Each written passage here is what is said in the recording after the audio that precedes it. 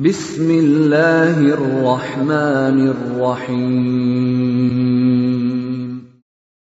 Waltakum minkum ummatun yad'una ilal khairi wa ya'muruna bil ma'rufi wa yanhauna 'anil munkar. Assalamualaikum warahmatullahi wabarakatuh. Alhamdulillah wassalatu wassalamu ala rasulillah ma ba'd. Allah berfirman, wajahidu bi amwalikum wa anfusikum. Berjuanglah kalian, berjihadlah kalian melalui hartamu dan dirimu. Hampir semua ayat-ayat berjuangan dan pengorbanan itu dimulai dengan bi amwalikum, harta kalian, harta kalian. Saya mengajak secara praktis dan kami sudah buktikan. Rp1.000 itu bisa luar biasa dahsyat. Bisa beli mobil, bisa buat kuburan, ya, bisa membangun masjid. Uang 1.000. Mari kita satukan uang 1.000 kita. Nanti kami jemput di rekening ini, insya Allah bisa kita buat. Di rekening ini, insya Allah kita buat sebuah kekuatan umat dengan Rp1.000. Rp1.000 dahsyat. Saya mengajak, mari kita buktikan. Assalamualaikum warahmatullahi wabarakatuh. Memang ada sebagian imam mengatakan bahwa la salata liman lam yaqra bi Fathil Kitab. Ini riwayat Imam Muslim dan dipegang oleh sebagian dari mazhab Syafi'iyah, bahwa Al-Fatih itu ukurannya. Cuma hadis ini sahih, tapi peruntukannya bisa bermakna la salata liman lam yaqra bi Fathil Kitab. Kalau dia imam, tidak sah salat kalau dia tidak baca Fatihah.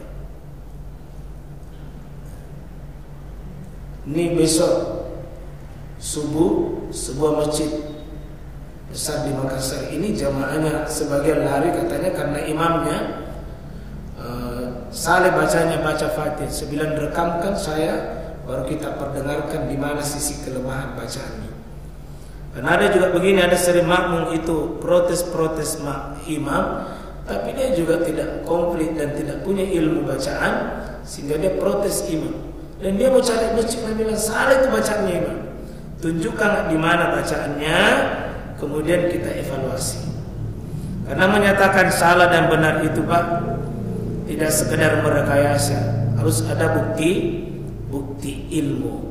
Itulah secara ilmiah namanya. Kalau misalnya Al-Fatihahnya kurang benar, mana itu? Adapun soal Al-Fatihah dengan berbagai sistem qiraah yang ada, yang penting kita maklumi saja bahwa ada qiraah sab'ah yang bisa berbeda-beda. Tidak semua berbeda dengan kita, dengan orang lain Pak dianggap salah. Siapa tahu koleksi ilmu kita masih terbatas sampai kita menyatakan salah yang lain. Iya. Nah, itu penting. Nah, kalau imam tidak baca, imam ini makmum tidak dapat Al-Fatihahnya, makmum tidak dapat Al-Fatihah. Ada dalil dari hadis sahih Muslim juga. Itu dibenarkan bahwa ada sahabat rukuk Nabi baru datang itu sahabat. Berarti dia tidak baca Fatihah. Namanya Abu Bakar. Abu Bakar itu ketika Nabi rukuk, dia sujud dia rukuk di pintu. Begitu dia takbir di pintu, dia dalam keadaan takbir baru ruku. Dalam keadaan ruku dia berjalan masuk saf. Dia masuk saf dalam keadaan ruku. Berarti dia tidak baca Fatihah. Nabi ketika sudah sholat, Nabi itu mengatakan, "Ma yaf'al dzalik." Siapa yang tadi seperti itu? Yang ruku di pintu. Lama baru dia menjawab, "Ana ya Rasulullah." Kata Nabi, "Zid irsaka." Tambah semangatmu. La ta'ud kamisli dzalik, jangan kau ulangi seperti itu. Tapi Nabi tidak menyuruh mengulangi salatnya, padahal dia tidak baca Al-Fatihah sementara dia hitung. Itu menunjukkan kurang bagus jika kita tidak bagus kalau langsung rukuk di situ. Tapi tetap dihitung saf, tetap dihitung salatnya diterima. Meskipun dia tidak baca Fatihah, dia ikuti imam, rukuknya dia dapat, maka dia dapat pahala rukuknya imam pada saat itu, insyaallah taala. Nah, Kalau kita datang Pak, imamnya sudah ruku, pas ruku itu imam, maka takbir tak boleh. Takbir langsung takbiratul ihram baru langsung ruku. Tidak mesti tangan disimpang di atas dada. Saya ulangi Pak ya. Karena ada itu orang biasa ruku imam atau sujud imam atau duduk imam. Karena posisi orang masbuk itu kemungkinan 4. Imamnya berdiri, imamnya ruku, imamnya duduk, atau imamnya tasyahud. 4 ini, imam berdiri, imam ruku, imam sujud, imam tasyahud. Kemungkinan itu kita datang itu. Saya yakin tidak keluar dari situ itu. Jika kita datang Pak, langsung takbir. Takbir tak itu yang pertama adalah takbiratul ihram. Bukan takbir ruku. Jadi maaf kalau misalnya imam ruku begini, maaf, imamnya ruku, imamnya sudah ruku, kita takbir saja, Allahu Akbar, langsung ruku. Takbir tak itu adalah takbir, bukan takbir untuk ruku, tapi takbiratul ihram. Kalau imamnya sujud, kita takbir, baru langsung sujud. Takbir bukan takbir sujud, tapi takbiratul ihram baru langsung sujud. Tidak usah simpang ini kan? Karena ini 2, 1 takbir, 2 simpan tangan. Ikuti apa yang dilakukan imam. Ya imam sujud, maka sujud. Tapi tidak sah sholat kalau tidak dimulai dengan takbir. Kata Nabi SAW, miftahus sholat at-tuhur wa tahrimuha at-takbir wa tahliluha at-taslim. Sholat itu dimulai dengan bertahara, yang mengharamkannya itu mulai sholat adalah takbir. Jika ada orang sholat Pak tidak takbir, maka dia tidak dimasuki sholat. Dia tidak ada permulaannya. Ada kemarin maghrib di Perdos Unas, salat maghrib Pak, cuma tak lupa imamnya.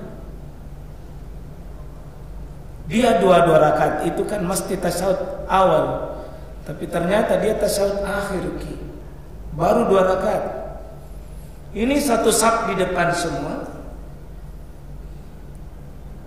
masih duduk tasyahud, termasuk saya ada di belakangnya. Cuma saya ragu-ragu, saya lihat di kaki namanya, tapi siapa tahu yang saya salah. Jadi tidak mau tahu nggak bilang subhanallah. Akhirnya beri salam begitu. Assalamualaikum warahmatullahi. Assalamualaikum warahmatullahi. Oh ada di belakang jauh sekali. Subhanallah. Ya, baru tahu mak bilang subhanallah sependapat kayak itu tadi. Sependapat kayak itu. Nah, sesudah sholat, ribu. Apa ribu ini? Nggak pinjau dengan imam. Nah, roba-roba sembahyang nih. Imam itu lupa bukan masalah Pak. Karena manusia terbaik di dunia ini, Rasulullah SAW pernah 5 kali sujud sahwi. 5 kali sujud sahwi. Jadi kalau imam itu lupa Pak, nggak usah makin marah-marah, jangan makin marah-marah. Nabi manusia terbaik, imam terbaik, pemimpin terbaik, rasul terbaik, pernah 5 kali sujud sahwi. 3 karena kekurangan, 2 karena kelebihan.